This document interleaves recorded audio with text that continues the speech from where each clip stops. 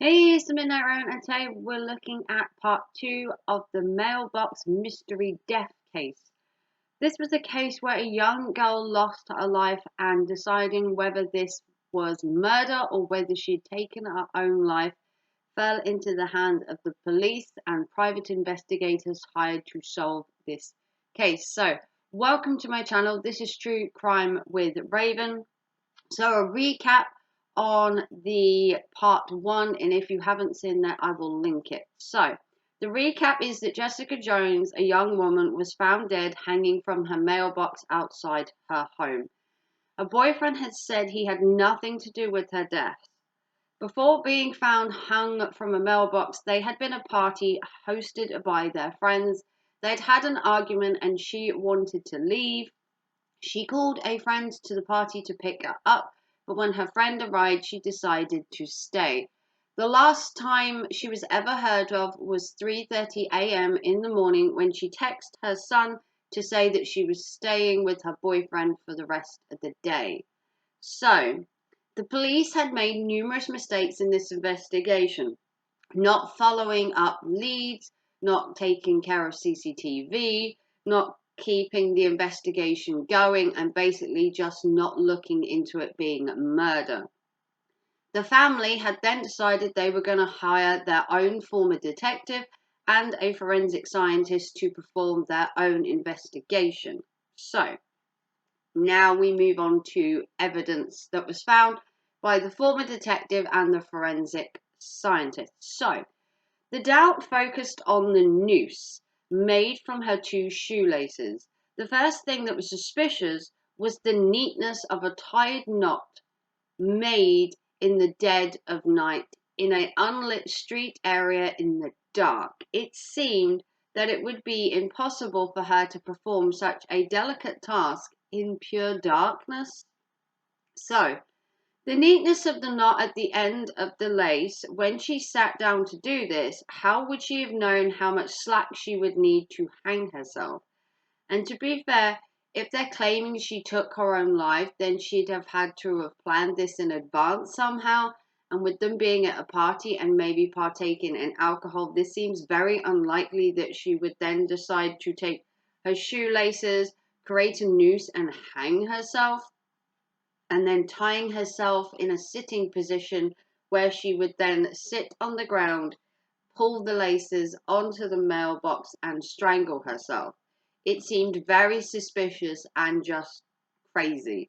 So, other aspects of this crime need to be looked into, as at the moment it seemed really outlandish that she would have took her own life.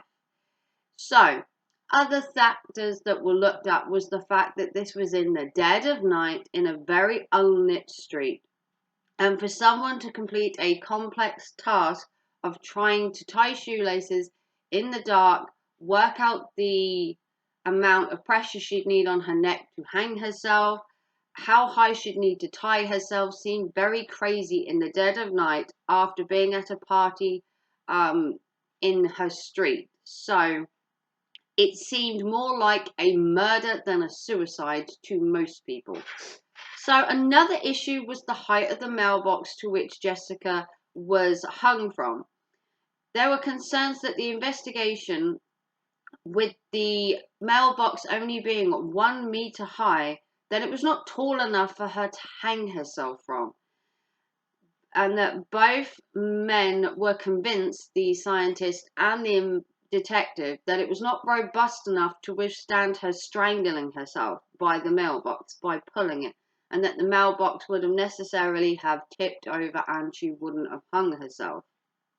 So, the metal strap on her purse that was next to her only added to unanswered questions due to the amount of weight that would have been on the postbox, with her fully clothed and her weight and her handbag that was a metal strapped handbag.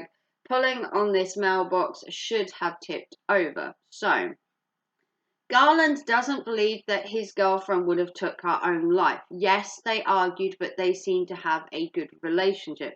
He said he loved her and couldn't imagine doing anything to hurt her. If Jessica's mum had wanted them to know the truth, she wouldn't have been spreading lies.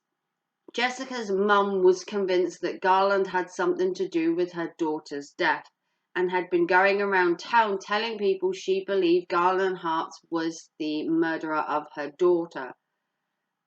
So this case still remains open with many unanswered questions, and with a completely failed investigation, will we ever know who took Jessica Johnson's life? Could it be that there was a disagreement with her boyfriend and he killed her?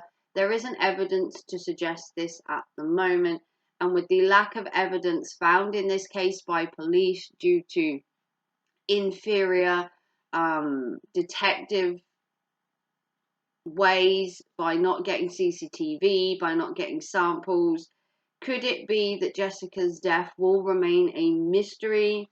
The case still remains open today, and hopefully at some point the parents will get justice for Jessica's death. Comment down below whether you believe she took her own life or if this seems too suspicious and that murder should be looked at. Were the police in the wrong for just jumping to conclusions that this was just a suicide and not murder? Was the mother wrong for spreading lies that could in fact not help her daughter's case?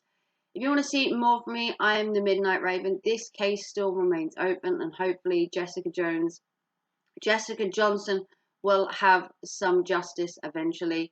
If you want to see more from me, this is True Crime with Raven. If you want to support the channel, remember PayPal or a super chat. And if you wish to become a member, you get behind the scenes of me doing this. So like and subscribe, give us a big thumbs up, and a new case is coming very, very soon.